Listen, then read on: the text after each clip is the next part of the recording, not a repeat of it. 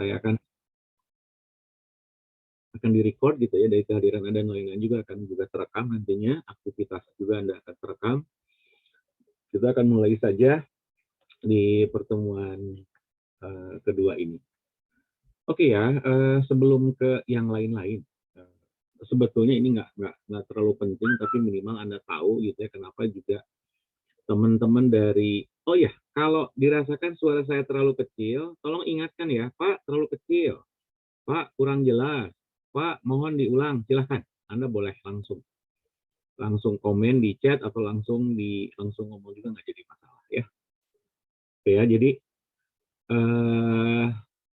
ini sama Galton gitu ya, pertamanya dari biologi gitu. Cuma sebetulnya mungkin waktu zaman Anda SMA ini pernah dengar yang namanya product woman person, nyari rata-rata, nyari median, nyari modus gitu ya. Ya cuma saya harus ingetin juga bahwa ini ditemukan sama person gitu ya. Kemudian untuk ukuran variansinya ini sama Fisher gitu ya. Tapi ya minimal Anda tahu lah, nggak perlu lebih dalam lagi, biarkan saja orang statistik yang tahu sejarahnya, dan saya cuma nyebutin aja di sini ya. Itu nah kemudian ini juga kan kalau status itu berarti negara dan lain-lain, ini juga akan saya percepat saja biar juga apa namanya penting juga sih sebetulnya, tapi memang harus Anda tahu juga. Nah, ini yang kedua yang perlu Anda lihat. Statistik ini kita bicara tentang data atau kumpulan data sebetulnya ya. Nah, statistik itu merupakan ukuran sampel. Nanti ada istilah namanya populasi. Sorry, parameter. Parameter itu ukuran dari populasi. Nanti kita akan lihat di slide berikutnya ya, biar juga nggak terlalu pusing untuk Anda ya. Oke, saya akan lanjutkan saja. Jadi kalau secara umum kan konsep ini menjadi dua ya, ada statistika dan statistik. Ya. Jadi kalau statistika itu ilmunya, nah kalau statistik kita bicara tentang angkanya, gitu ya. Jadi saya mengambil define secara umum saja, generally definition. Jadi nggak misalkan statistik menurut Sujana seperti ini, statistik menurut Anto Dayan seperti ini, menurut Mudrajat Kuncoro nggak. Yang penting Anda tahu binatang apa itu statistika. Oh, statistika itu ilmu tentang apa? Tentang proses pengumpulan, proses tentang penataan, bagaimana menyajikan data, bagaimana memberikan bunyi atau makna dari sajian data gitu ya, sehingga ini menjadi benefit, menjadi manfaat bagi yang menggunakannya. Ya. Nah yang kedua, saya hanya mengulang sebetulnya. Kalau kita bicara statistik, pasti kita bicara angka. Nggak mungkin kita tidak bicara angka. Ya.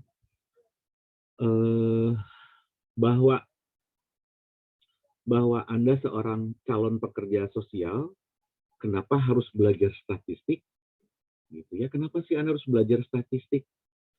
Dalam satu tahapan praktik pekerjaan sosial, mungkin Anda sudah belajar di pengantar pekerjaan sosial, gitu ya, dimulai bahwa praktik itu dimulai dari namanya misalkan intake, engagement, dan lain-lain sampai kepada terminasi atau sampai bahkan kepada aftercare misalkan. Tentunya seorang pekerja sosial harus tahu kapan Anda melakukan proses treatment yang paling tepat dan kapan kita mengakhirinya. Kalau harus tahu awalnya, berarti Anda harus tahu di titik mana Anda memulai proses evaluasi klien atau beneficiaries misalnya. Gitu ya, Anda juga harus paham seperti itu. Jadi kalau Anda nggak paham seperti itu ya nanti, oh iya udah beres kok, tinggal terminasi. Ya kapan mulainya kok tiba-tiba terminasi gitu. Ya, jadi harus juga dipahami hal seperti tadi. Ya. ini kira-kira kalau kita bicara statistik gitu. Sorry, Kiki, saya sudah ngasih PowerPoint ini belum? Atau Andina udah dapat PowerPoint ini belum? Yang kemarin Sudah, belum? Pak, Udah ya? di grup. Oke, ya udah ya, berarti kita tinggal nggak terlalu lama berarti kalau biar ini nggak terlalu. Oke, nah ini tujuan. Ya, kalau kita bicara tentang statistik gitu ya, tentang statistik. Di sini tujuannya Anda harus paham. Tadi salah satunya kenapa Anda belajar statistik tadi digunakan untuk merekam, melakukan proses rangkaian treatment untuk klien seperti apa gitu ya. Tentunya juga ini akan menggambarkan nanti dari klien yang Anda lakukan tentunya ya. Kemudian saya akan langsung loncat saja ke bagian yang nomor 4 tentang hubungan variabel dan perbedaan. Contohnya misalkan hubungan variabel ini misalkan, contoh klasiknya adalah Anda ingin melakukan tugas akhir, misalkan tugas akhir itu terkait dengan pengaruh dukungan sosial keluarga terhadap perkembangan kepribadian anak. Atau misalkan pengaruh manajemen layanan sosial terhadap masyarakat di bidang pemberdayaan. Misalkan. Kalau pengaruh, berarti kita melihat hubungan nih antara dukungan sosial dengan perkembangan anak, atau yang kedua kita lihat dengan manajemen pelayanan dengan pemberdayaan, misalnya seperti itu. Jadi yang akan kita lihat adalah tadi bagaimana satu fakta yang dijadikan sebagai variabel mempengaruhi hubungan yang lain. Atau mungkin nggak ada pengaruhnya, tapi kita bicara hubungannya saja, gitu ya. Misalkan hubungan yang setara itu antara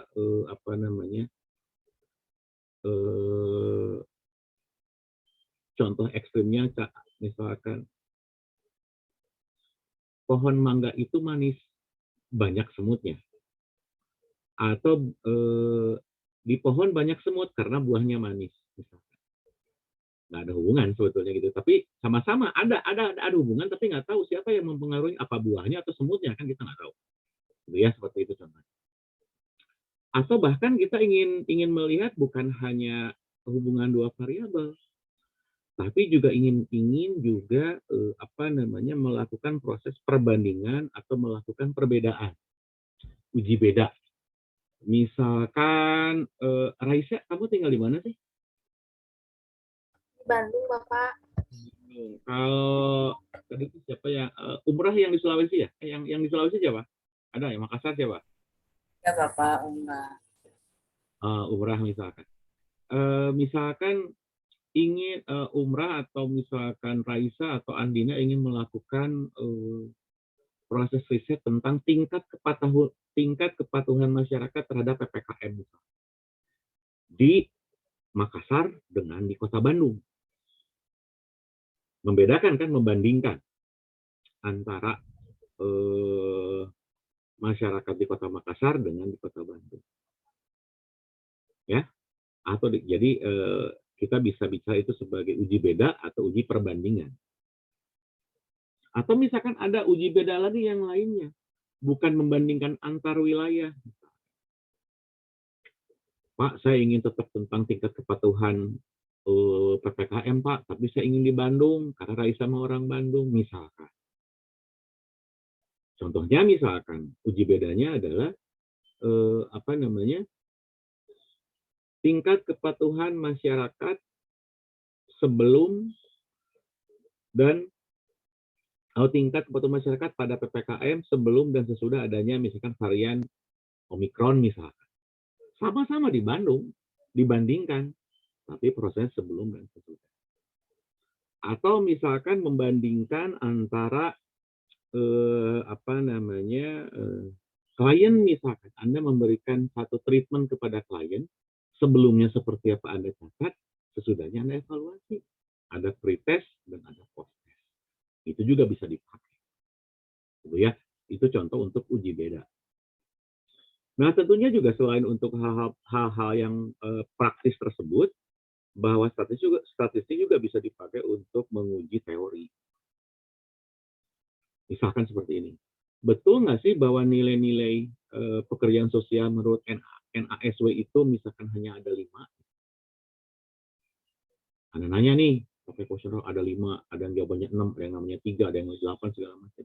Tapi yang paling banyak yang mana? Misalkan dari seluruh itu tuh. Dari seluruh responden misalnya. Oh, ternyata seperti ini. Berarti benar, ada sekian. Nah, seperti itu. Ya. Atau juga melakukan prediksi misalkan. Misalkan pola perubahan perilaku masyarakat gitu ya, atau perubahan pola perilaku masyarakat setelah memperoleh vaksin kedua atau setelah memperoleh vaksin booster COVID-19 misal. Ditafsirkan keadaannya, apakah masyarakat akan tetap patuh atau enggak. Nah, Anda bisa lihat dari data. Itu contoh-contoh praktik terkait dengan isu sosial yang bisa Anda kembangkan gitu ya, seperti itu contoh. Oke, saya lanjut ya. Ada yang mau nanya nggak sampai situ? Nina, kamu ngantuk, begadang ya? Enggak, Pak. Iya, ini ciri khusus statistika gitu ya. Jadi apa namanya? Tentunya saya bilang tadi bahwa kalau kita bicara statistika pasti ada angkanya. Ya, misalkan tentang evaluasi pembelajaran seperti ini. Di Poltek Esos kalau tidak salah itu ada nilai mahasiswa itu A, B, C, D, E gitu ya. Betul? Ya, A, B, C, D, E dan lain-lain. A itu adalah kualitatifnya. Kategorinya huruf A gitu. Cuma angkanya berapa sih di A itu nilainya sebetulnya? B itu berapa sih gitu? Atau A itu katanya sangat bagus nilainya. Tapi berapa angkanya? Kan kualitasnya sangat bagus. Cuma di kuantitatifnya berapa ya Anda harus tahu.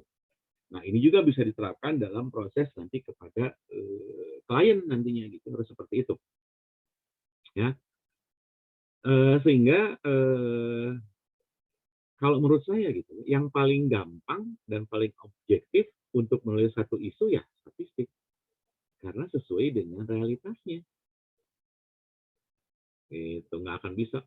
Oh, dia mah baik orangnya, kata si A. Kata si B, enggak baik, biasa aja. Enggak, yang kata yang lain lagi, enggak biasa, justru dia mah jahil misalnya, seperti itu. Nah, baik, jahil, biasa saja, kan kita nggak tahu besarannya berapa angkanya.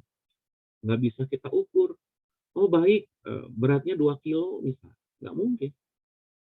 Ya, jadi memang harus ada proses transformasi atau konversi data yang sifatnya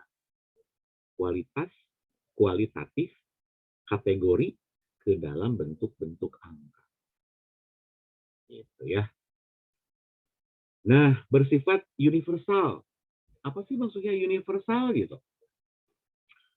Bahwa statistika itu tidak hanya dimiliki oleh lembaga pendidikan yang khusus membidangi statistik.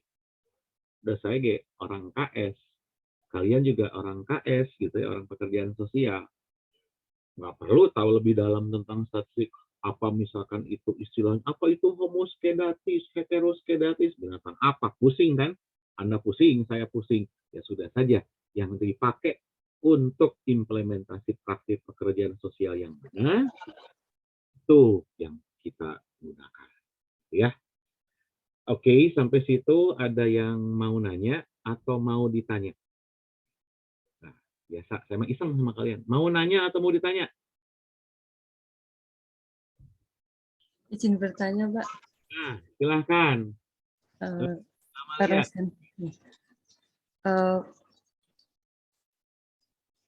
silakan Amalia, biar jelas.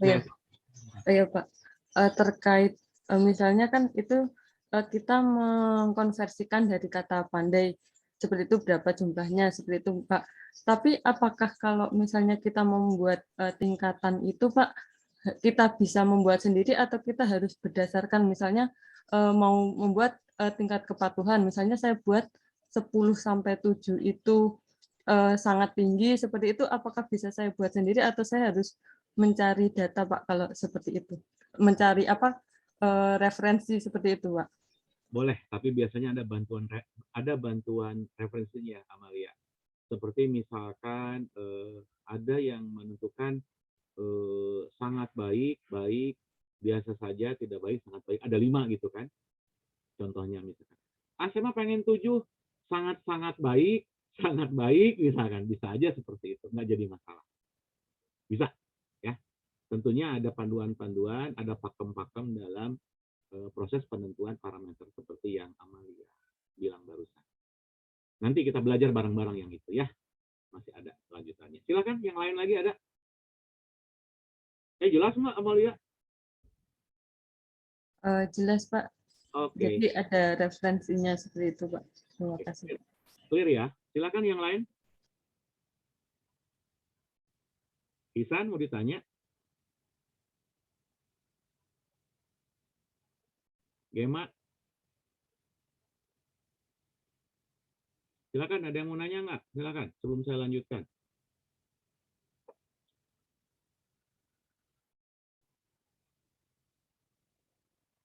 Silakan. Dava, mau nanya, mau ditanya, Dava? Dava ngomong. Ya, Pak. Mau nanya, mau ditanya? Mau nanya aja deh, Pak. Nah, sok nanya. Bentar, Pak.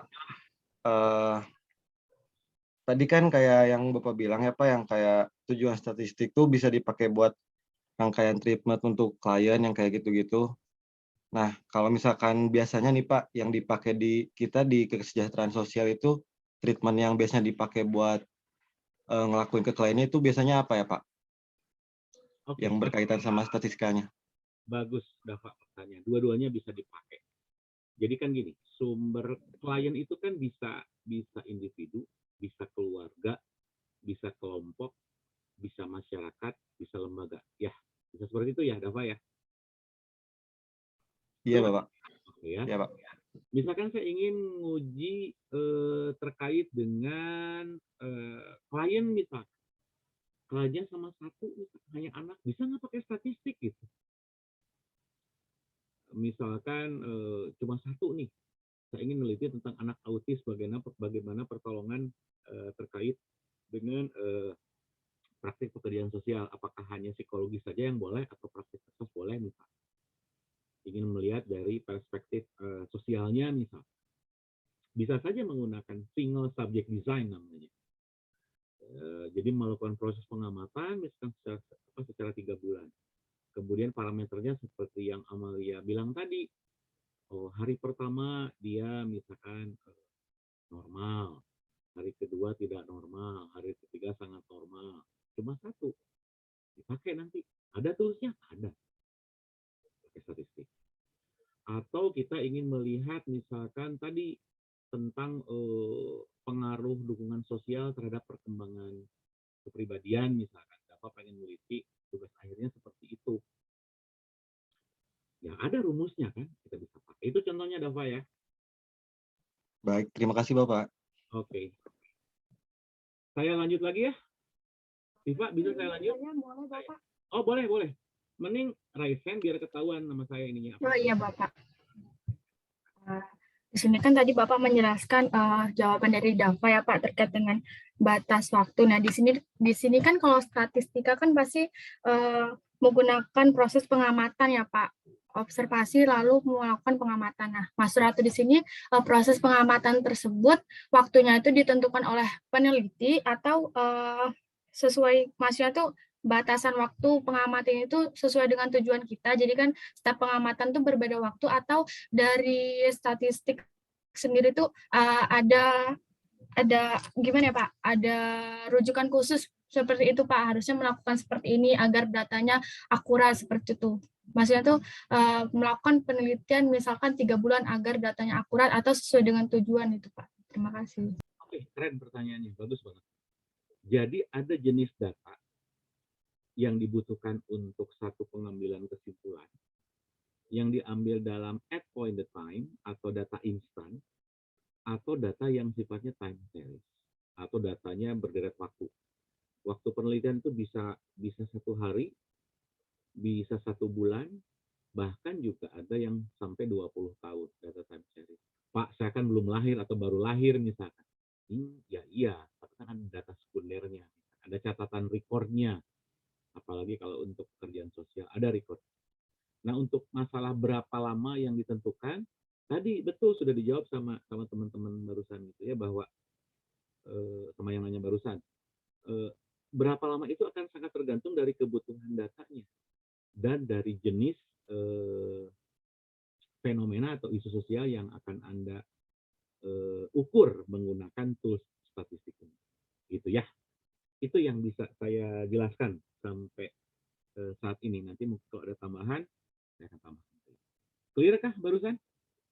Ya, Bapak. Terima kasih, Bapak. Oke. Boleh saya lanjut ya? Saya lanjut ya? Saya lanjut ya?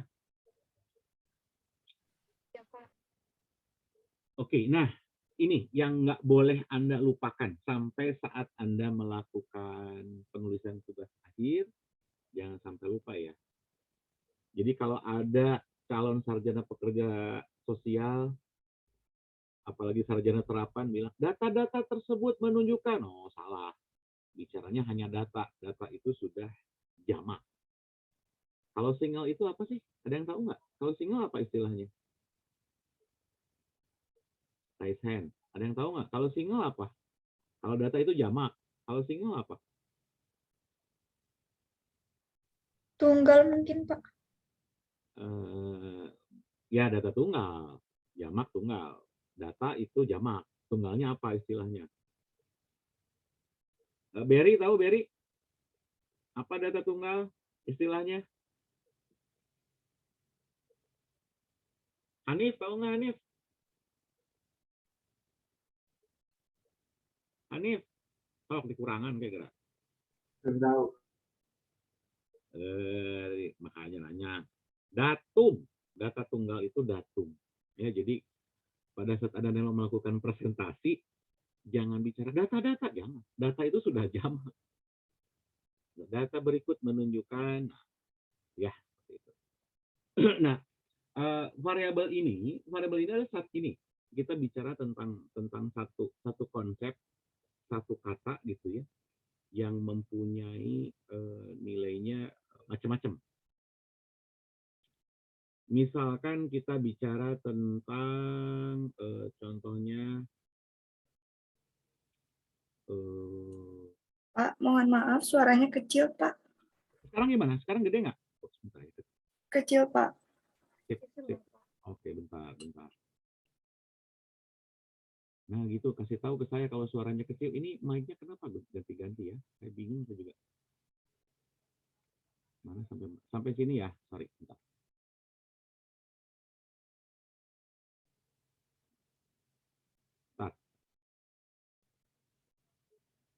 Oh, ngecilin.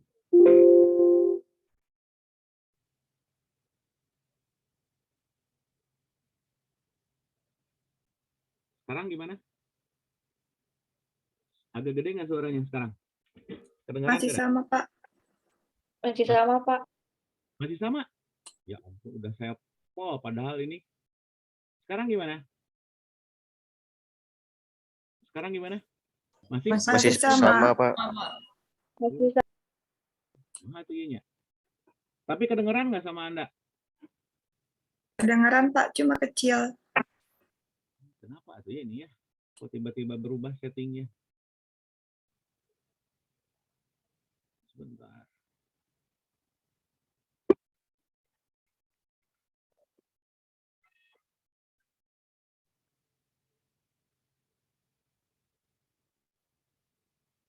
Kalau sekarang gimana?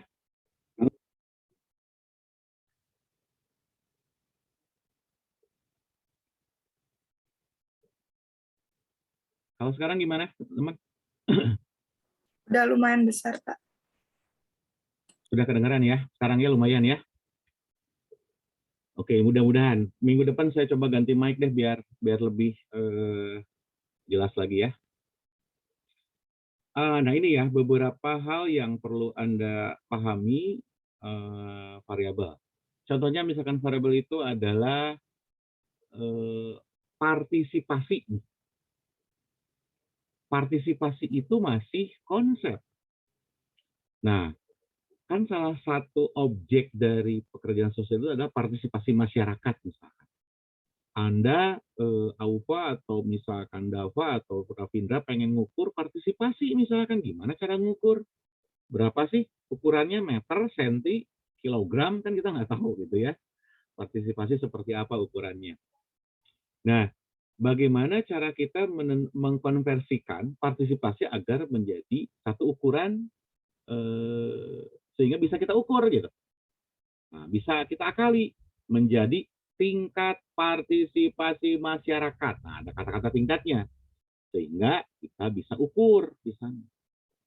Ukurnya misalkan bahwa partisipasi masyarakat bisa diukur misalkan dari seberapa besar jumlah uang yang diberikan. Atau seberapa lama dia menyumbangkan tenaganya atau berapa jam menyumbangkan tenaganya untuk kegiatan partisipasi misalkan. Atau misalkan berpartisipasi dalam menyumbangkan ide atau gagasan misalkan. Nah, bisa seperti itu ya. Nanti lebih dalam kita akan akan kita perdalam lagi ya. Nah, kemudian konsep lain yang perlu Anda pahami di sini adalah elemen ya yang menjadi objek penelitian atau objek dari isu sosial yang akan Anda teliti gitu ya. Ada objek berarti ada juga subjek. Anissa Ambar, berikan contoh saya apa itu subjek. Anissa Ambar. Kayaknya freeze ya Anissa ya? Atau foto doang gitu? Anissa dengar suara saya nggak? Amalia dengar suara saya? Dengar, Pak. Itu Anissa kenapa ya? Cuma foto doang gitu? Oke ya. Mungkin terkendala sinyal, Bapak. Belum berdamai dengan sinyal ya. Oke, saya pengen nanya ke Naila deh. Naila dengar suara saya? Dengar, Pak. Naila, bisa ngasih contoh apa itu subjek? Mungkin seperti orang yang partisipasi gitu, Pak. Nah, contoh subjek itu apa?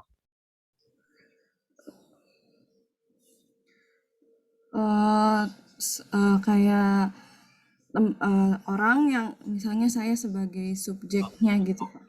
Orang ya. Indra, bisa ngasih contoh lain Indra?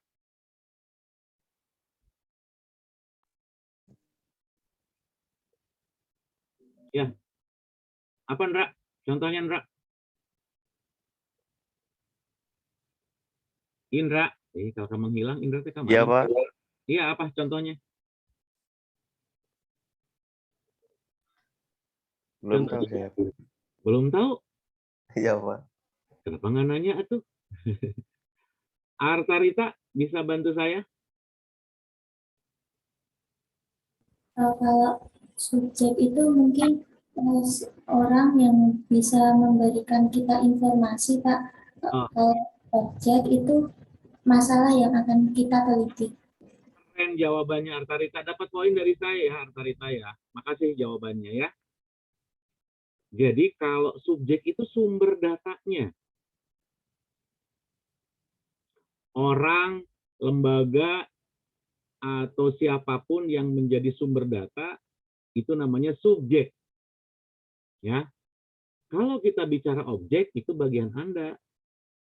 Ada objek itu adalah tadi isu-isu atau masalah-masalah yang terkait dengan praktik pekerjaan sosial gitu ya. Dukungan sosial keluarga, perubahan sosial, proses layanan sosial. Nah, itu masalah-masalah terkait dengan objek untuk teman-teman yang ada di prodi pekerjaan sosial. Nah, kalau subjeknya siapa kira-kira tadi kalau kata Amal siapa tadi teman tadi dapat orang atau yang memberikan informasi, Pak. Iya.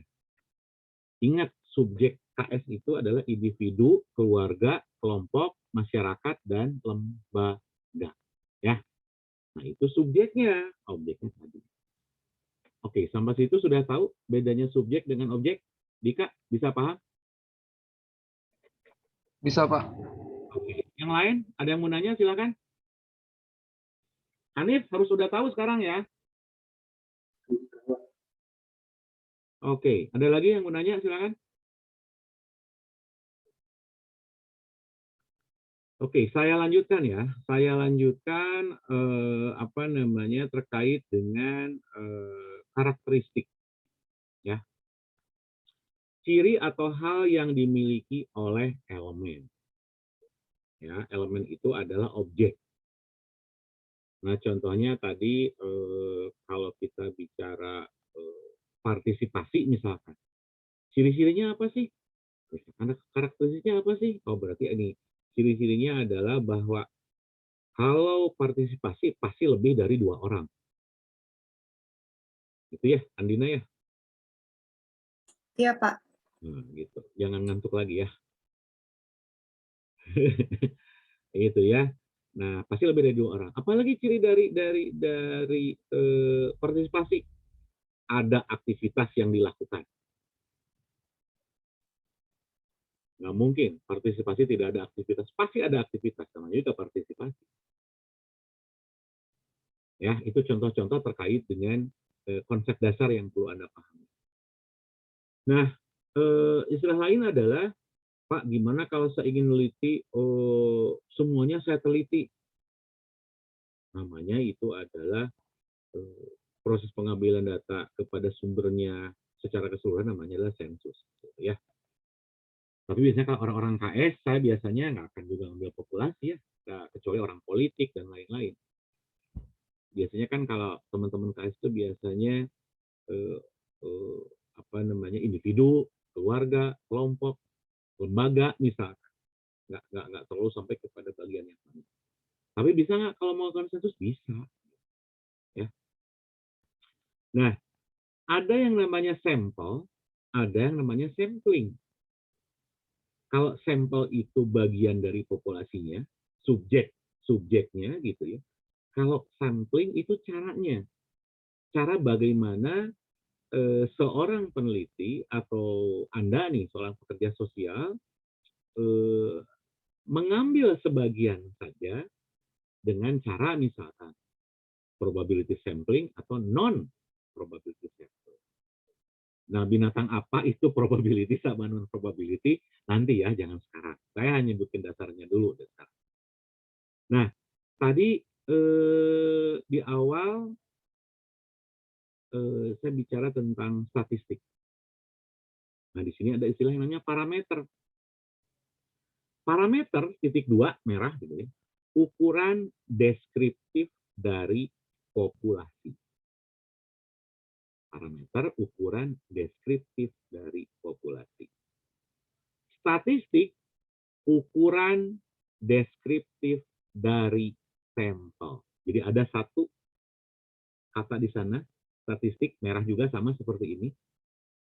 Ukuran deskriptif dari sampel. Ya, jangan sampai lupa.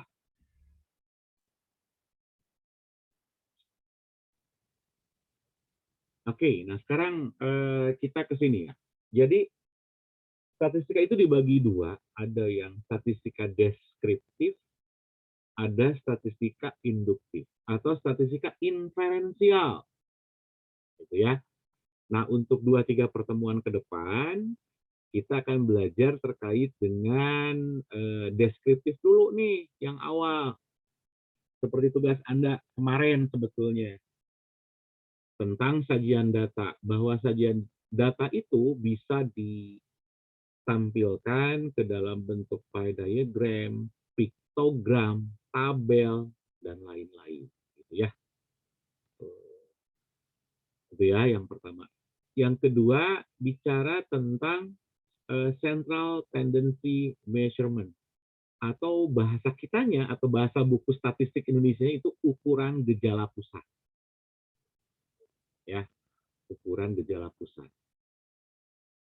Jadi yang dimaksudkan ukuran gejala pusat tadi, seberapa banyak, seberapa kuat gitu ya, katakanlah nilai statistik itu rata-rata 80, seberapa kuat mendekati rata-ratanya, memusatnya ke 80 nggak?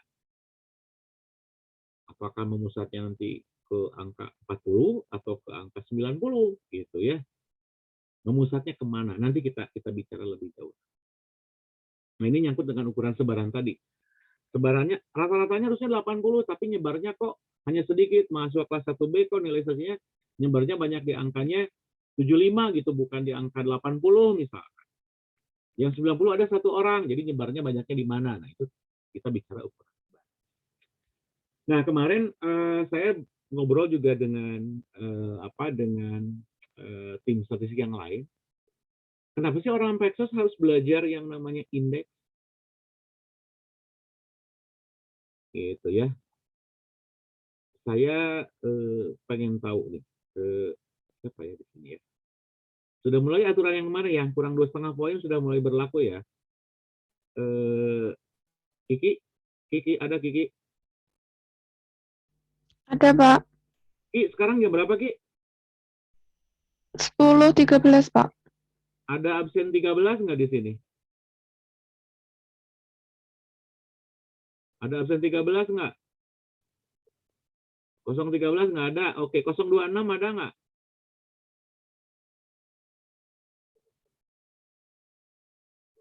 Nggak ada.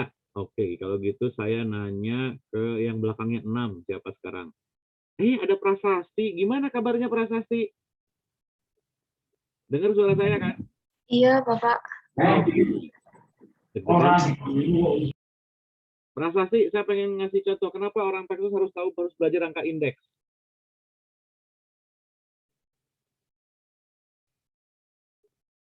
Prasasti, Sebentar, Bapak. silakan.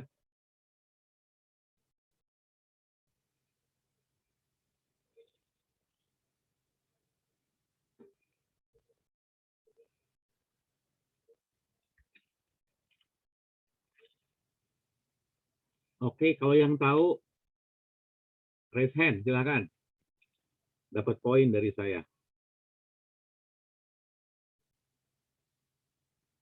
Raise hand di ini.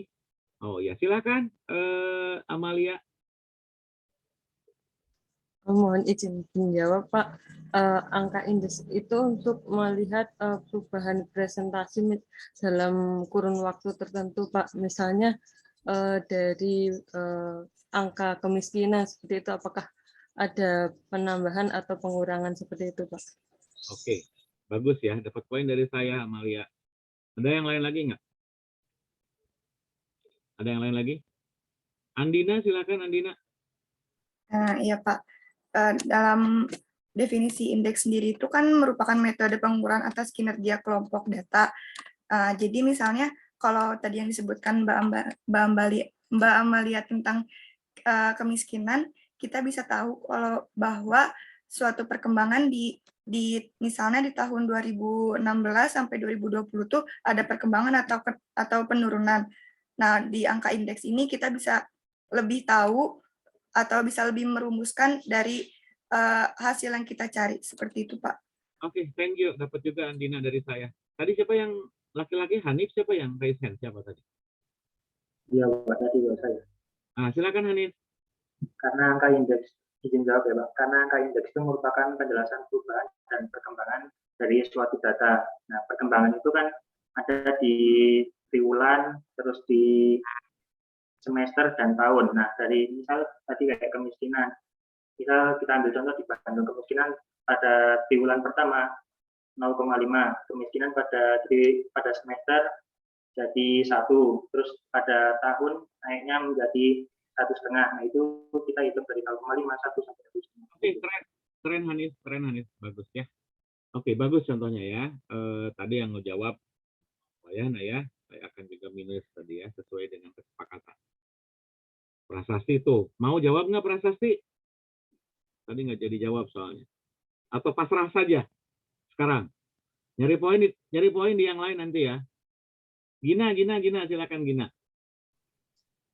Bapak, saya mau mencoba menjawab. Ya, Tadi silakan. kan indeks itu adalah metode pengukuran ya. Nah, kita bisa lihat juga perubahan-perubahan gitu kalau misalkan kita belajar angka indeks tersebut. Nah, kita kan di KESOS juga belajar bukan hanya mengukur tentang kemiskinan gitu. Kita juga bisa mengatasi gitu, kayak misalkan anak-anak di jalanan gitu-gitu. Nah, dari situ kita bisa tahu perubahan-perubahan yang kita lakukan itu berpengaruh atau tidak gitu, Pak. Oke, bagus Gina. Oke ya, itu yang konkretnya seperti itu, diindekskan. Indeks itu kan bicara perbandingan sebetulnya ya. Saya pengen ngasih nuansa lain sama Anda. Pernah dengar yang namanya indeks pembangunan manusia? Pernah dengar? Pernah Pak, tapi iya, apa itu Pak gitu ya? Itu kan perbandingan. Human Development Index itu menunjukkan juga tingkat kesejahteraan masyarakat di satu lokasi atau provinsi tertentu. Atau Anda pernah mendengar yang namanya indeks kebahagiaan kota? Pernah dengar? Pernah, di kota Bandung ada indeks kebahagiaan. Nggak tahu kalau di daerahnya Amalia. Kalau di Bandung ada ya, indeks kebahagiaan. Itu juga salah satu indeks yang bisa digunakan untuk aplikasi atau praktik-praktik pekerjaan sosial. Ya, itu. Nah, yang kedua, saya nggak akan lewat deret berkala, nggak terlalu ini ya. Saya hanya langsung ke aplikasinya saja, nanti biar juga nggak overlap ke teman-teman statistik atau ekonomi. Dan saya pakainya orang KS yang harus tahu ya, jadi jangan sampai kemana-mana. Sama juga dengan probability dan teori pengambilan keputusan. Ya, saya hanya akan memberikan contoh instannya saja. Misalkan bahwa dalam satu penelitian tertentu, kan tadi dikatakan bahwa statistika itu dijadikan sebagai alat untuk menentukan seberapa yakin kenyataan itu bisa diukur, bisa dinilai. Ya. Nah, tadi kelas A ada yang nanya ke saya, Pak, kalau ini ilmu sosial gimana nih Pak? Tentang pengambilan keputusan dari satu isu sosial atau masalah sosial. Nah, saya tadi coba jabarkan bahwa tidak semua penelitian itu mempunyai probabilitas yang sama, harus sempurna 100% enggak. Ya. Tapi ada nggak sih Pak yang 100%? Ada nggak? Ada. Contohnya ilmu kedokteran misalkan. Oh, saya yakin bahwa penelitian saya benar 99%. Ada 1% yang salah misalkan. Kalau salah nanti bisa ada yang mati ya. Salah obat nanti 1% mati. Kan bahaya ya, nggak boleh. Itu contoh ilmu eksakta. Atau ilmu fisika misalkan. Untuk rumus pergi ke bulan misalkan. Nggak boleh salah rumusnya. Tapi kalau ilmu sosial ada toleransi. 5%, 1% boleh. Karena tadi kata Hanif bilang tadi terjadi, atau kata Mbak Amalia bilang tadi ada proses perubahan-perubahan di masyarakat sehingga ada dinamika. Apakah itu di grup, apakah itu di society, apakah itu di community, apakah itu di keluarga, pasti ada perubahan. Sehingga ada toleransi kesalahan yang dibuat untuk melihat satu ukuran perubahan-perubahan tadi. Ya. Nah, yang kedua bicara tentang sampling juga sama tadi, gitu ya. Nah, saya akan langsung loncat saja ke yang nomor 5 dan 6. Nah, itu untuk regresi dan korelasi itu terkait dengan uji pengaruh yang menggunakan skala tertentu, gitu ya. Itu akan juga bikin Anda pusing, bikin saya pusing juga, bukan hanya Anda, gitu ya. Kita bareng-bareng nanti. Nah, yang baru sekarang adalah kita belajar tentang statistika non parameter, ya. Cuma memang sebelum kita belajar statistika non parametrik, kita juga harus tahu yang lain-lainnya, ya, dari jenis data yang kita gunakan. Makanya sekarang saya ingin melihat tentang data nanti ya. Nah, untuk pertemuan 1 sampai sebelum UTS, kita akan mengacu kepada statistika deskriptif. Jadi belajar Anda mencari mean median modus, mencari standar deviasi, atau simpangan baku, mencari proporsi, dan lain-lain sudah. Nah, tugasnya sudah ada nih dari sekarang. Bikin tabel distribusi frekuensi, dan lain-lain. Nah, halo, ada yang mau nanya? Silakan. Oke, saya akan berikan contoh ilustrasi untuk yang contoh di sini ya. Misalkan nilai rata-ratanya 65 dengan standar deviasi 15. Berarti ukuran gejala pusatnya membusat di angka 65. Tapi ada simpangan menyimpang nih. Ada menyimpangnya, nilai tertingginya menyimpangnya sebesar 15. Berarti ada nih mahasiswa yang nilainya 65 plus 15, nilainya 80. Tapi ada juga mahasiswa yang menyimpang dia dari simpangannya 65 kurangi 15.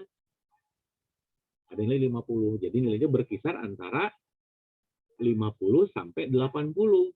Rata-ratanya ada di 65. Itu maksudnya. Jadi saya pengen Anda tidak hanya belajar ngitung. Kalau ngitung mah Anda bisa berikan kepada orang lain gitu ya. Cuma Anda harus tahu. Kenapa sih Anda harus tahu ukuran gejala pusat? Kan itu yang menjadi alasannya. Ya. Atau tadi ukuran misalkan kecenderungan sekarang median. 50% di antara semua pasien yang menerima vaksin tertentu ada efek samping misalkan. Nah, ini kan cuma 2. Median nilai tengah membagi 2 datanya. Ada efek samping dan tidak ada efek samping. Ya.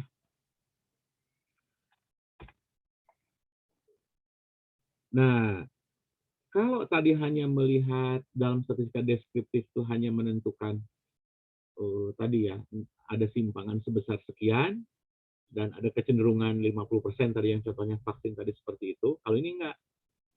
Contohnya misalkan nilai terendahnya 50, rata-ratanya 65, nilai 80. Kenapa? Yang salah di mahasiswa atau dosen?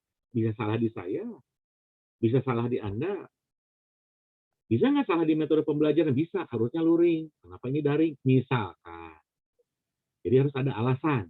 Kalau statistika inferensial. Anda hitung, kalau deskriptif cukup sampai di situ, sudah selesai. Penjelasannya hanya simpel, tapi kalau ini harus menjawab alasan why-nya harus ada kalau dalam inferensial. Kan klien Anda juga nanti nanya, oh dia mah sakit, harus diobatin. Kenapa harus diobatin? Kenapa harus ditreatment? Nah, itu yang harus Anda cari. Dari mana dapatnya? Tadi. Dari instrumen riset yang harus Anda buat sebelumnya. Sehingga Anda bisa menentukan. Itu ya. Itu contoh inferensial atau induktif. Nanti detailnya nanti akan kita dalam lagi di pertemuan berikutnya.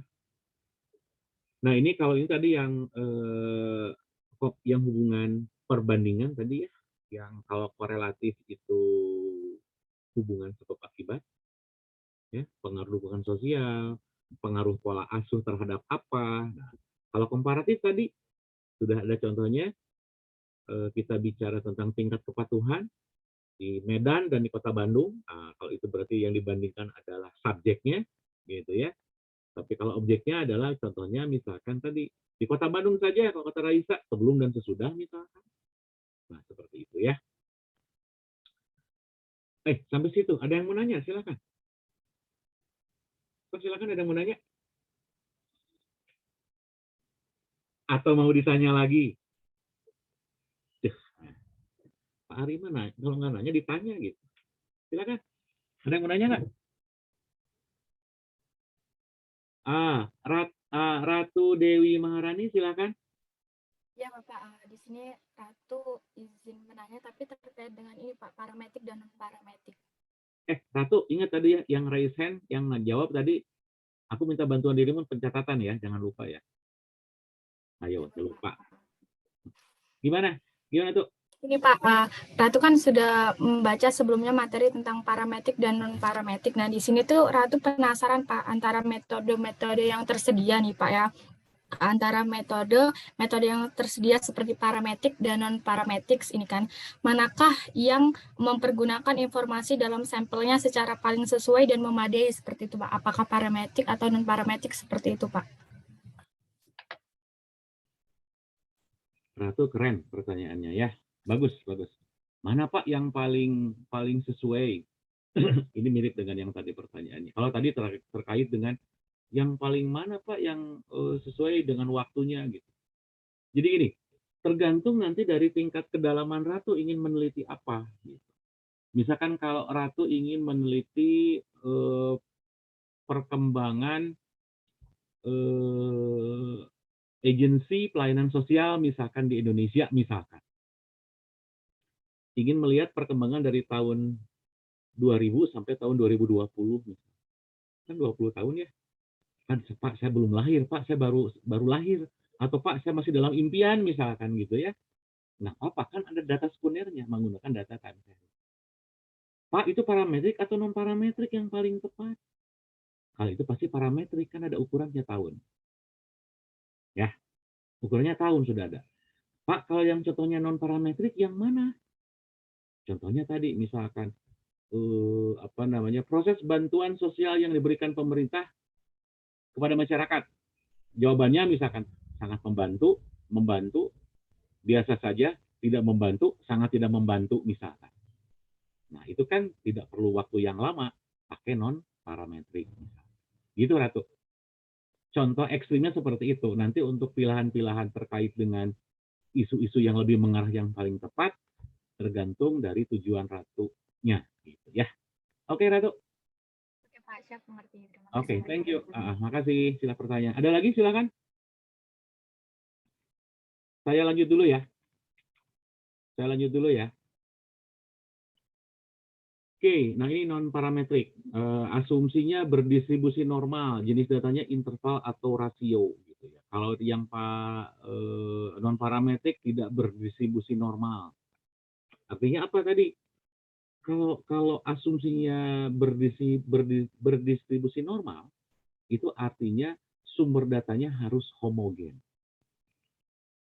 Homogen itu artinya tadi terkait dengan karakteristiknya misalkan Afikah Frega misalkan ingin meneliti tentang perkembangan anak-anak di PAUD misalkan. Asumsinya adalah atau misalkan karakteristiknya adalah usia 5-6 tahun. Sudah belajar di PAUD minimal 1 tahun. Jadi kalau yang di atas 1 tahun, nggak boleh dijadiin sumber data. Gitu. Ya, itu contohnya seperti itu. Atau misalkan berjenis kelamin khusus perempuan misalkan.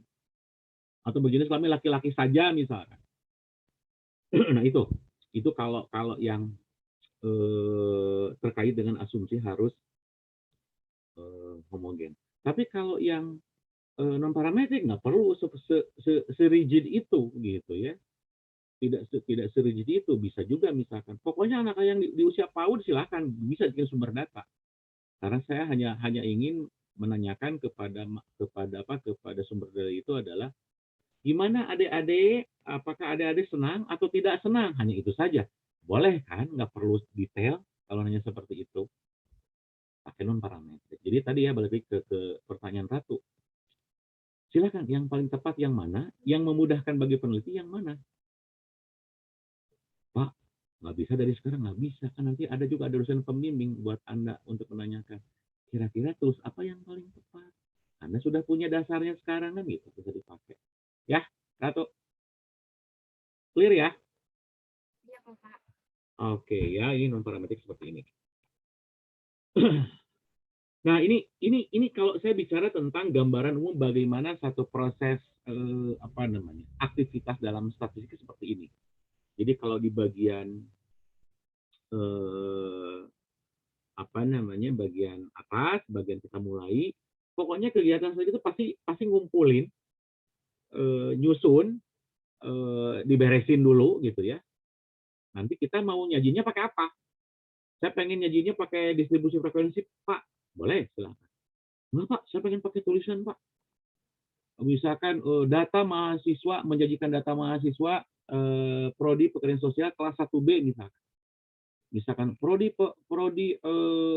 sumber data, misalkan mahasiswa prodi Poltek Sos angkatan 2022, misalkan 2021 semester 2 01 046 Ratu 01 Nur Afrika Vega, 0,278 Andina, 0,08 Nabilah misalkan.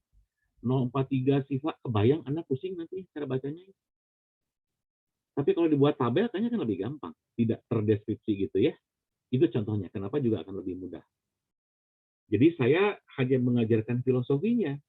Jadi kalau Anda mengerjakan tugas dari saya nggak peduli benar dan salahnya, sebetulnya nggak jadi acuan buat saya.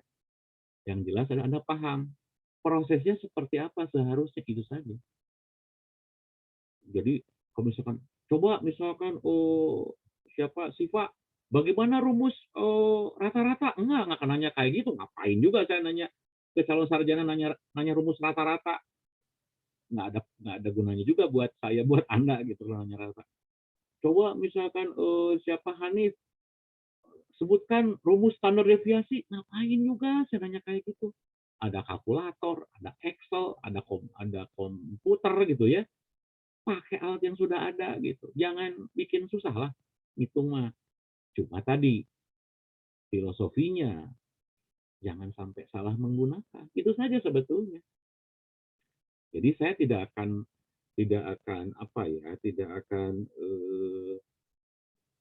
secara rinci ketepatan antara rumus yang ada dalam statistik dengan hitungan. Ngapain juga. Yang penting Anda tahu caranya, udah selesai buat saya seperti itu. Ya, oke. Clear ya dari saya ya. Jadi prosesnya seperti ini. Oke, saya lanjutkan. Nah, kan sebetulnya kalau kita bicara ini, kenapa saya bilang ke Anda seperti barusan? Karena memang bahwa ini kan hanya alat bantu saja sebetulnya. Bagaimana cara Anda memahami membaca development index, membaca angka kemiskinan seperti Anda bilang tadi, membandingkan tingkat kepatuhan, melihat efektivitas bantuan sosial dari pemerintah kepada masyarakat, gitu ya, atau melihat perkembangan lain, itu saja sebetulnya. Jadi kenapa tugas saya ke Anda itu tadi, cari contoh-contoh data yang memang terkait dengan ini semua. Gitu. Ya. Tapi tadi ini ada proses konversi yang tadinya kualitas menjadi angka. Itu yang kadang-kadang bikin mahasiswa juga, wah Pak, pusing Pak. Kalau saya pusing minum obat, kalau nggak tidur gitu ya. Satu ya. Itu ya. Oke, saya lanjutkan lagi. Nah ini, saya ingin menjelaskan skema ini saudara kepada Anda.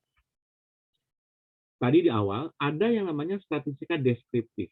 Banyak banget nih. Mencari rata-rata, median, modus, sajian data, dan lain. Ada di sini, karena memang hanya menyajikan data doang. Makanya deskriptif. Padahal ada 3 saya menyebutkan. Ada deskriptif, ada komparatif, ada korelatif. Apa bedanya? Deskriptif tadi hanya menjelaskan, menggambarkan. Komparatif, membandingkan, membedakan. Ya. Makanya tadi di tujuan pembelajaran ada uji beda 1 rata-rata, uji beda 2 rata-rata gitu ya. Pusing itu banyak banget gitu ya yang harus Anda kuasai gitu. Padahal materinya banyak, tapi nggak apa-apa lah. Belajar bengis pada diri sendiri biar Anda mempunyai kapabilitas juga yang bisa bersaing nanti dengan yang lainnya. Ya. Nah, jadi deskriptif, komparatif, korelatif. Kalau komparatif membandingkan atau membedakan, kalau korelatif tadi ada hubungan, ada juga dampak atau kausalitas. Nah, korelatif dan komparatif ini ada di 2 bagian. Ada yang di parametriknya, ada yang di non-parametrik. Pak, ini kok ada bivariat sama multivariat, apa sih gitu ya? Ada beberapa teori yang menyebutkan sebetulnya gitu ya, bahwa kalau kita bicara tentang bivariat, berarti saya bicara juga tentang multivariat. Karena bivariat identikal dengan multivariat. Bivariat itu kan dua variabel. Multivariat juga lebih dari satu variabel. Jadi 2 atau lebih itu multivariat. Jadi di sininya lagi bukan lagi bivariat, tapi langsung saja multivariat kalau korelatif. Pak, kalau satu variabel apa? Ada di sini deskriptif. Atau yang istilahnya adalah univariat. Uni hanya satu. Gitu ya. Itu ya, Umrah. Mau nanya Umrah? Masih bisa diikuti atau gimana? Bisa, Bapak. Oke. Siap ya, saya lanjut ya. Mau nanya silakan.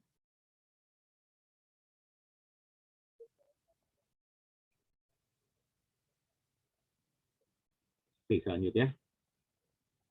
Oke, sebetulnya hanya sampai sini dulu sih sebetulnya materi saya gitu. Hanya sampai sini dulu. Tapi saya pengen juga saya juga ingin Anda bertanya ke saya terkait dengan apa yang sudah Anda pahami terkait dengan bacaan-bacaan yang sudah saya berikan ke Anda. Silakan. Priscilla, silakan. Saya cuma tanya yang tadi itu, Pak. Kan ada bivariat sama terus di bawahnya ada 2 sampel, terus sama K sampel, itu apa bedanya, Pak? Bivariat itu kan sama 2 sampel itu kan sama-sama 2, terus apa yang K sampel itu cuma K gitu kan. Itu sama aja sama kayak yang deskriptif bukan, Pak? Keren. Pertanyaan. Nih, kalau variat berarti kan variabelnya. Tapi kalau sampel berarti kan kita bicara tentang subjeknya. Ya nggak? Gitu contohnya di sana bedanya. Oke, Ruth. Terima kasih, Pak. Oke, ada lagi silakan. Silakan. Siva mau nanya? Siva Nur siapa sih teh? Di sini tuh. Siva Nur ada? Mau nanya mau ditanya? 1. 2. Ada Dika, disalamatkan ke Dika. Nah, Dika nanya apa Dika? Izin bertanya Pak, ini Pak kan kalau statistika deskriptif itu berarti sajian data dan digambarkan lalu dijabarkan. Berarti itu lebih ke jadi untuk lebih ke grafik gitu ya Pak, mungkin lebih ke grafik atau seperti chart gitu. Tapi kan kalau yang statistika induktif itu berarti kayak probabilitas atau masih pendugaan, mungkin seperti masih dalam estimasi atau kan yang tadi juga kan contohnya masih yang ini apa minyak dunia diramalkan. Nah, Pak kalau yang untuk yang lebih efektif itu yang deskriptif atau inferensial Pak yang untuk digunakan untuk penelitian? Dua-duanya. Kalau misalkan untuk gini, Dika tertariknya ke makro ke mikro, untuk ke meso, untuk nanti tugas akhir. Contohnya langsung aja. Lebih ke mikro mungkin Pak. Mikro ke klinis misalkan gitu ya. Kayak misalkan contoh data apa ya? Data anak misalkan gitu ya. Kalau nggak data remaja misalkan ya. Data kenakalan remaja misalkan. Tentang teori reinforcement misalkan gitu ya, tentang remaja bolos dan lain-lain misalkan. Di mikronya misalkan seperti itu. Dika kan harus menampilkan data nih bahwa kenakalan remaja itu sekarang mengkhawatirkan. Data menunjukkan di Bandung seperti apa, kan dijabarkan secara deskriptif di latar belakang sama Dika. Ya nggak? Contoh pentingnya data deskriptif. Nah sekarang kalau untuk analisis, Dika tuh kenakalan remaja mau mencari hubungan, mencari pengaruh. Pakai yang inferensialnya. Disimpan untuk di bab 3, di bab 4. Gitu Dik, contoh ekstrim dari saya seperti itu. Baik Pak, terima kasih. Oke, yang silakan. Saya mau nanya lagi kalau gitu. Ke siapa ya sekarang ya? 1, yang came off nih, yang saya tanya nih. Yang came off siapa ya? Belum kelihatan. Kalau mau came off sahanya ya. Prestasi tadi udah. Siapa lagi? Kevin. Saya pengen Kevin dan Dion nanti. Kevin,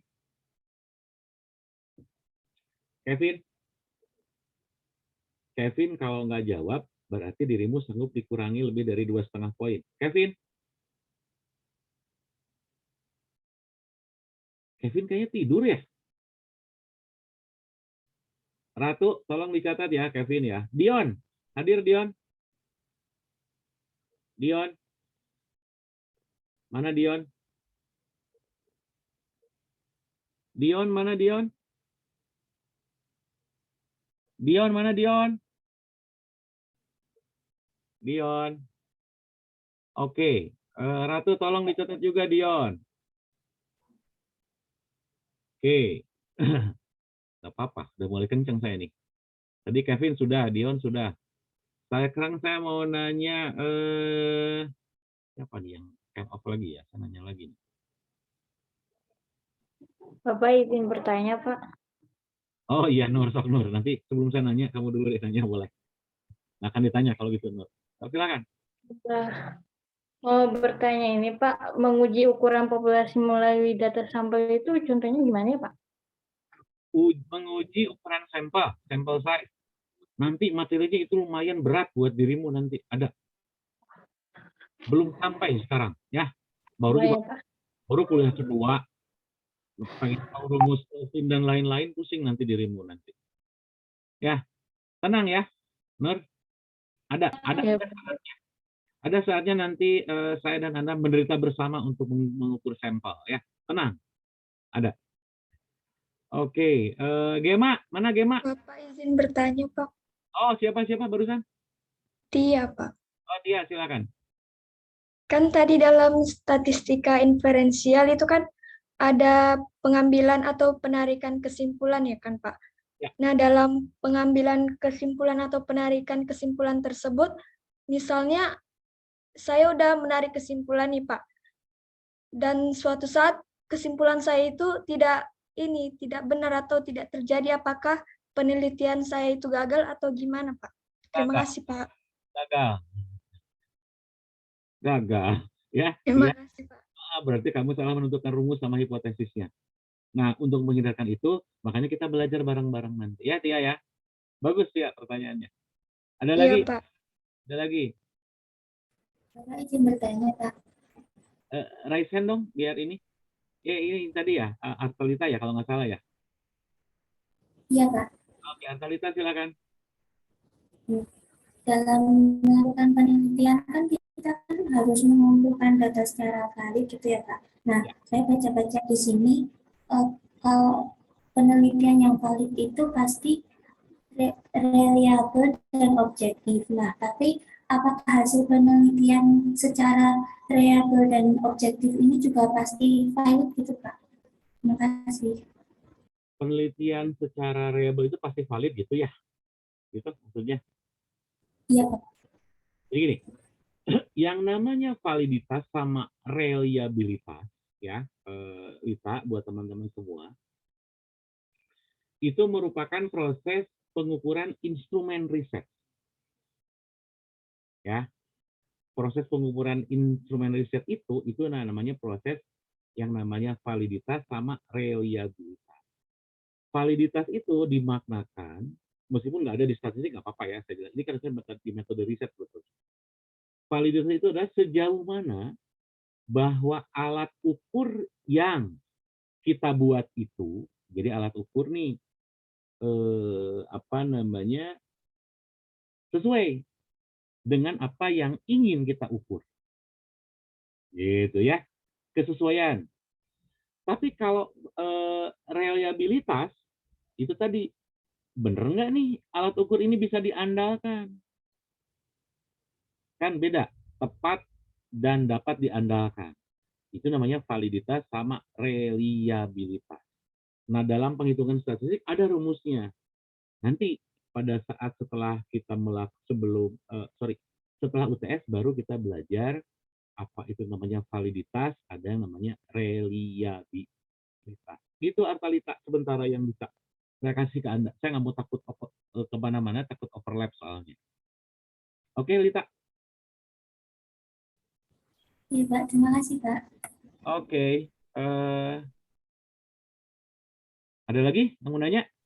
Bapak, saya izin bertanya. Bapak izin bertanya. Raise hand dulu dong biar ketahuan siapa yang nanya, biar ketahuan sama saya. Siapa ini? Sania ya? Sania dulu ya, nanti baru ke Iya, Pak. gambar ya. Sok silakan. Iya, Pak. Tadi kan di PPT itu dijelaskan tentang sampling adalah teknik pengumpulan data dengan cara meneliti elemen saja. Terus saya baca di internet, teknik menentuan sampling itu ada 2 macam, yaitu teknik probability sampling sama non-probability sampling. Nah, terus pertanyaannya bagaimana kita menentukan pada saat kita sedang melakukan penelitian, kita harus menggunakan probability sampling atau non-probability sampling, Pak? Terima kasih. Oke, saya jawab langsung ya. Jadi, bagaimana cara kita menentukan sumber data kita, apakah itu non-probable atau probable, kan gitu ya. Di internet ada nih, ada 2 macam, ada probability sama non-probability misalnya. Nanti akan sangat tergantung dari tujuan penelitiannya apa sih, Sania, gitu. Kalau misalkan waktunya hanya sebentar dan hanya sedikit karakter atau elemen yang akan kita teliti, cukup pakai non-probability, biar lebih irit, biar lebih efisien, tapi tepat. Tapi kalau saya pengen tepat, Pak, saya pengen lebih dalam segala macam, semuanya diambil, bagus, tapi akan lebih pusing, makan biaya, makan juga energi, makan juga waktu banyak. Gitu, San. Itu tergantung dari tujuannya sebetulnya. Untuk probable atau non-probable. Gitu ya. San, baik, terima kasih ya, Pak. Oke, silakan. Yang lain. Bagus. Ratu, yang nanya tadi, yang nanya-nanya tolong juga dikasih poin ya. Sama Artalita. Bapak mohon izin, ini Kevin barusan memberi kabar bahwasanya tadi itu dia terpental, Pak, disertai bukti Bapak. Oh, dikasih bukti ya. Sudah dicatatkan di catatannya. Kalau Dion ada kabar? Dion belum ada, Bapak. Oh ya sudah. Makasih, Ratu. Oke, siapa yang nanya barusan? Silakan. Nanya barusan. Anissa, Bapak. Ya, silakan Anissa. Ini Bapak Anissa belum paham antara bedanya populasi sama sampel itu apa ya, Pak? Ada yang mau bantuin saya biar dapat poin? Ada yang mau bantuin saya? Oke. Anissa, kalau populasi itu adalah seluruh unit analysis yang akan kita teliti. Tapi kalau sampel itu sebagian dari populasi yang akan kita teliti, gitu ya. Cuma sampel itu harus representatif, jadi mewakili populasi, gitu. Gitu ya. Nisa? Iya, Bapak. Terima kasih. Jelas ya? Ya. Oke. Kevin, kemana tadi kamu, hei? Tuh, ngajak ngilang lagi, Kevin.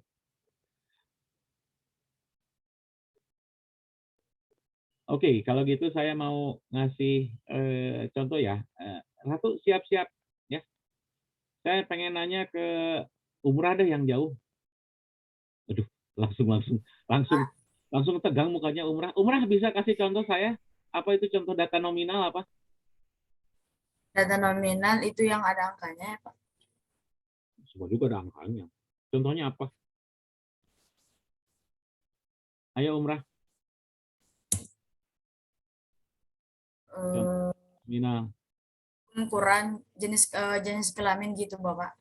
Jenis kelamin, laki-laki dan perempuan. Bagus. Jadi nggak jadi dikurangi umrah, tenang. Aman. Jadi kalau misalkan angka 1 dan angka 0 laki-laki dan perempuan, gitu ya, dibedakannya seperti itu. Thank you, umrah. Dava, kasih contoh lain. Ya, Pak. Kasih contoh lain. Bentar, Pak. Bentar, jawab langsung.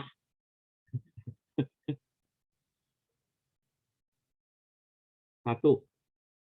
Itu sampai 3 ya. Satu, itu. 2. 2,5. Kita browsing kena HP. 2,75. Enggak, Pak. Dari dulu, Pak. 2,9. Sampai 3 aku hitung. Data, Pak. Bukan, saya minta contohnya. Oh, contohnya. Bentar, Pak. 2,98. Dulu, Pak. Nyerahnya? Oke, 3. Jenis prodi, Pak, kayak gitu. Bisa nggak, Pak? Prodi, ya benar. Nggak jadi. Aman. Makasih, Pak. Oke, siapa yang bisa ngasih contoh? Saya, Pak. Siapa? Saya. Andini ya? Silakan. Andina. Iya, Andina, Pak. Ya. Mungkin contoh lainnya seperti status pekerjaannya bisa, Pak. Oke, bagus. Sudah dapat poin itu. Ratu tulis. Amalia, silakan. Terima kasih, Pak. Amalia, contohnya jangan langsung. Pendidikan, Pak. Tingkat pendidikan. Bisa, oke, bagus. Contohnya gimana? Contohnya mungkin pendidikan SD, SMP, SMA. Bagus. Hanif? Kayak misal jabatan di sekolahan, Pak, misal kepala, terus apa ke bawah gitu, Pak. Gaji, kalau enggak ya gaji. Bisa. Gina, silakan Gina. Bagus, dapat poin juga. Bang Hanif. Gina. Genre film bisa nggak, Pak? Genre film contohnya apa? Action, survival film, romance. Bagus. Nur Amelia Putri, silakan. Misalnya merek handphone yang disukai, Pak. Ya, HP Samsung, Apple gitu, Pak. Bagus. Ambar, silakan. Anissa. Bentuk barang, Bapak, misalnya persegi, bulat, lingkar. Bisa. Bukan bentuk barang kali ya. Bentuk apa namanya? Bentuk bidang gitu ya. Bukan bentuk barang, bentuk bidang kali. Lingkaran, kotak, segitiga gitu maksudnya. Halo, suara saya kedengaran nggak? Ya sudah, bener aja. Bapak, mungkin Anissa Ambar lagi gangguan. Iya, Ruth silakan. Mungkin preferensi politik, Pak. Preferensi Contohnya gimana? Preferensi politik Republik Demokrat gitu. Oke, bagus jawabannya. Dapat juga ya, Ruth dapat dari saya. Jika, Pak, kode pos. Kode pos. Bisa lah, bisa. Apa tadi. Kode pos sudah terlalu umum tadi semuanya. Oke, siapa tadi? Tia? Mungkin golongan darah atau bidang olahraga. Oke. Bagus Tia, bagus jawabannya. Ratu mau jawab juga barusan, Kaisen juga. Sudah terjawab, Bapak. Udah nggak apa-apa, dapat juga lah kamu ya. Udah. Oke, itu contoh yang nominal. Contoh yang ordinal sekarang, saya pengen tahu. Ada yang tahu nggak? Ada yang bisa ngasih contoh nggak? Nggak, saya tunjuk nih. Pika, Pak. Siapa? Pika, Pak. Nura Pika Prego. Oke, silakan Pika. Tingkat kesepakatan. Contohnya apa ukurannya? Sangat tidak setuju, tidak setuju, setuju. Bagus, keren, dapat poin dari saya. Oke. Lagi, Pak. Saja. Udah, ada lagi silakan, ada lagi. Tadi siapa? Ada Pak. Siapa ya? Rizky ya? Iya, Pak. Contohnya juara 1, juara 2, juara 3. Keren, bagus Ki. Dapat Ki. Kiki bagus dapat poin. Siva Nurhaliza, silakan. Mungkin tingkat pendidikan, Pak, kayak SD, SMP. Udah. Tingkat pendapatan, seperti pendapatan rendah. Oke, itu boleh. Bagus. Hanif tadi udah? Hanif mau? Boleh nggak, Pak? Udah tadi ya Hanif ya? Tadi udah. Udah, oke ya udah berarti. Nabila nggak ketang. Indra, apa Indra? Jumlah tingkat penduduk mungkin, Pak? Jumlah? Tingkat penduduk. Maksudnya gimana? Ya biasanya kan ada yang kematian gitu, kelahiran, Pak. Oh, maksudnya status kependudukan ini menurut ini ya tingkat kelahiran, tingkat kematian itu mah bukan, iya, Pak. Bukan skala ordinal, itu mah bukan. Oh, bukan. Iya, Pak. Beda lagi. Siapa lagi yang belum teh? Nur Amelia. Siapa? Yoga. Nur Amelia, silakan. Misalnya urutan kualitas produk dari yang sangat baik gitu Pak. Dika naon Dik? Nilai ujian Pak, misalnya A, B, C, D. Oke, bagus, keren. Itu mah contoh langsung. Bagus. Hovifah, Mungkin seperti perhitungan pemilu, Pak. gimana contohnya Hovifah? Mungkin kalau Partai Gerindra 60%, Partai Demokrat 30%, Partai Golkar 20%. Itu skalanya sudah mulai ke skala yang like level. Tapi nggak apa-apa. Cuma belum dapat poin ya. Cuma nggak apa-apa. Bagus. Naila. Mungkin contohnya kayak dia berapa kali belanja online gitu, kayak nggak pernah 1 kali atau 2 kali. Bukan. 5 sampai. Bukan Naila, belum. Itu udah skala yang berikutnya. Nggak apa-apa ya Naila ya. Biar clear. San, gimana? Mungkin kayak kemampuan dalam berbahasa Indonesia seperti rendah, menengah, atau fasih. Bagus, itu boleh. Makasih, San. Mutia. Sama Pak. Mutia, contohnya?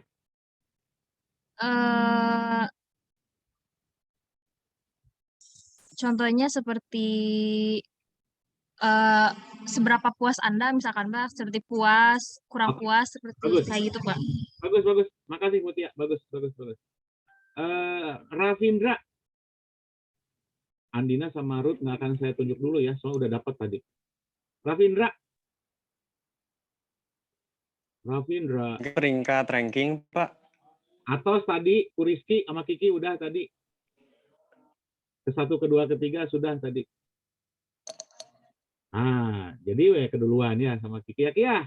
Udah sama Kiki tadi. Peringkat ranking mungkin, Pak. Udah tadi sama Kiki. Dra, udah. Oh. Sama Kiki contohnya. Oh. Abdah.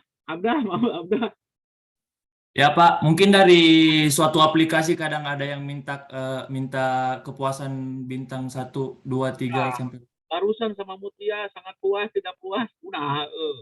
Nah jadi. Aduh. Udah cukup ya. Pak, tipe-tipe hotel bisa Pak? Tipe-tipe hotel. Bintang 1, bintang 2. Itu boleh. Alhamdulillah. Gema dapat. Udah terakhir Gema udah terakhir Gema. Itu si Ratu pusing jangan tinggal itu. Oke ya. Rasanya Anda sudah paham. Andina sama Ruth nggak akan saya tunjuk lagi kan udah dapat tadi ya. Kasian yang lain atau biar tak kebagian. Oke ya, buat teman-teman semua, saya akan sampai jam 12 ya, karena kan ada Jumatan juga kan. Halo?